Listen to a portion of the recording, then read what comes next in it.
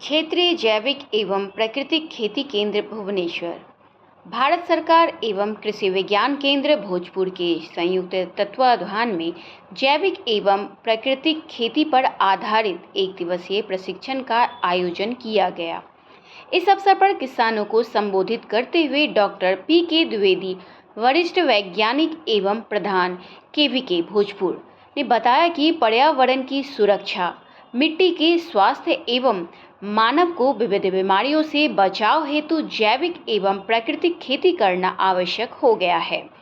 इस कार्यक्रम का मूल उद्देश्य है कि कई तरह के मन में भ्रम हैं, कई तरह की भ्रांतियां हैं, उनको दूर करते हुए जैविक खेती की जो सही अवधारणा है लोगों तक पहुंचाना और लोग इसको करके और एक स्थापित तरीके से इसकी खेती हो और इसको नए लोग भी इससे जुड़ें। अभी नए लोग थोड़ा सा इससे पूर्वाग्रह से ग्रसित होकर के देख रहे हैं कि इसमें वो उस तरह का लाभ नहीं है। हम लोग की कोशिश है कि इस प्रशिक्षण के माध्यम से लोगों को हम उस स्तर तक ले जाए जहाँ पर कि उनको लाभ दिखने लगे और उस लाभ को देख करके दूसरे लोग भी इस जैविक खेती से आकर्षित होने लगे।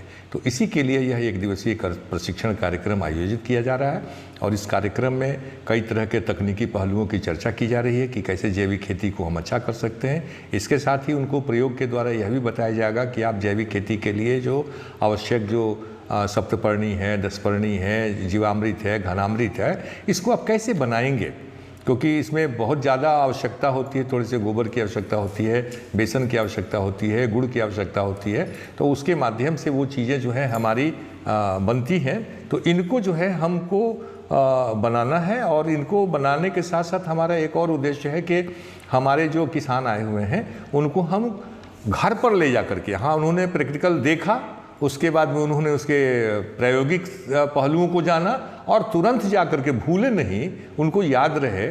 इसके लिए हम यहाँ पर किसानों को अलग से व्यवस्था की गई है कि उनको हम गुड़ भी देंगे, उनको बेसन भी देंगे और वो तुरंत जा कर के आज के आज ही अपने घर पर इनको बना लेंगे, जिससे कि वो भूले नहीं और उनकी यहाँ भी ये सामग्री जो है वो तैयार हो जाए। तो गुड़, बेसन सब चीज़ हम उनको उपलब्ध करा रहे हैं, एक सहयोग के रूप में दिया जा रहा है। उसको कोई शुल्क उसका नहीं है, निःशुल्क है। भारत सरकार की योजना के अंतर्गत उनको ये चीज़ें उपलब्ध कराई जा रही हैं। प्रैक्टिकल में उनको यही जो है गुड़, गोबर और गोमूत्र के साथ मिला करके बेसन उसमें डाला जाएगा और उससे बनेगा जीवामृत। इस जीवामृत का छिड़काव बीच बीच में करने से क्या होता है कि पौधे के अंदर में जो सूक्ष्म जीव हैं, जो कि हमारे पौधे के लिए भोजन की व्यवस्था करते हैं जमीन से और प्रकृति से, उनकी संख्या बहुत तेजी से बढ़ती है। इसीलिए उसको कहा गया है जीवामृत।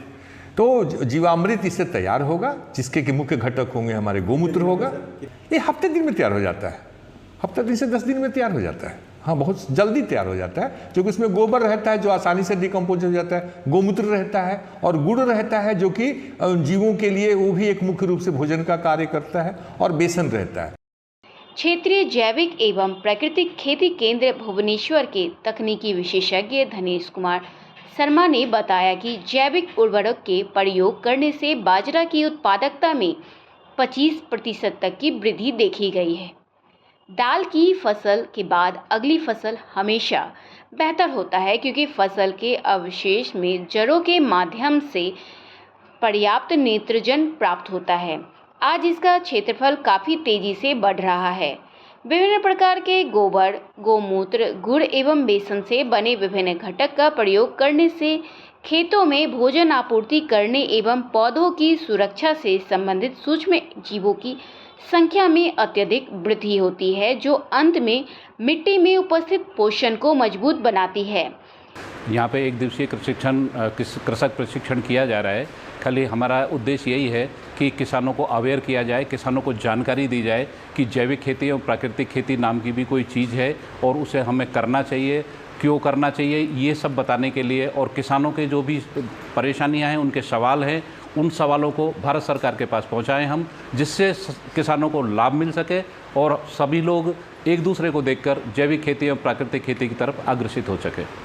फ़ायदा ये है कि हम लोगों को तो पता है कि फ़ायदा क्या है, लेकिन हम लोग किसानों से सुनने आए हैं और किसानों के वीडियो भी हमने कलेक्ट किए हैं, वो हम लोग भारत सरकार के पास पहुंचाएं तो भारत सरकार खुद देखे कि किसान को फ़ायदा क्या है और उनको यदि कोई परेशानी है तो वो उनको दूर करे। इस कार्यक्रम में उपस्थित कृषकों को प्रायोगिक तौर पर जीवामृत एवं बीजामृत बनाने का प्रशिक्षण दिया गया।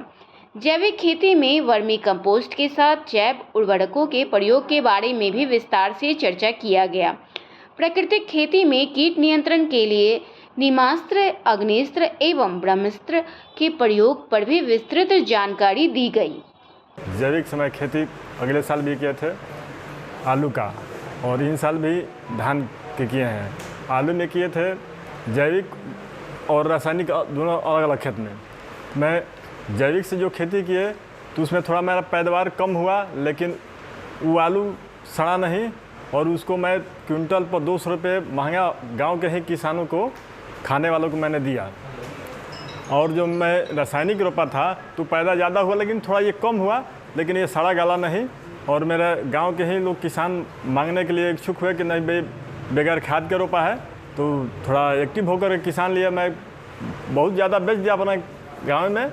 और थोड़ा बच्चा तो उसको रखे तो जुलाई तक ले मेरा वो आलू था, सड़ा नहीं था, बिल्कुल उसमें सड़न नहीं है, और खाने में उसका अलग स्वाद था। जैविक खेती के मतलब कि इसमें बिल्कुल कोई रासायनिक यूज़ नहीं। वर्मी कंपोस्ट यूज़ कीजिए, किचन वेस्ट यूज़ कीजिए, गाय का गोबर, भैंस का गोबर, गोमूत्र, ये सब यूज़ कीजिए। मैंने छत पर बागवानी किया हूँ, लगभग 200 पौधे लगाया हूँ। उसमें कुछ फ्रूटिंग का है, कुछ फ्लावरिंग का पौधा है, कुछ इंडोर प्लांट है, कुछ आउटडोर हैं। उसमें मैंने केवल वर्मी कंपोस्ट, गोमूत्र और किचन वेस्ट जो भी निकलता है उसका मैं बाल्टी में सड़ा कर उसका यूज़ करता हूँ।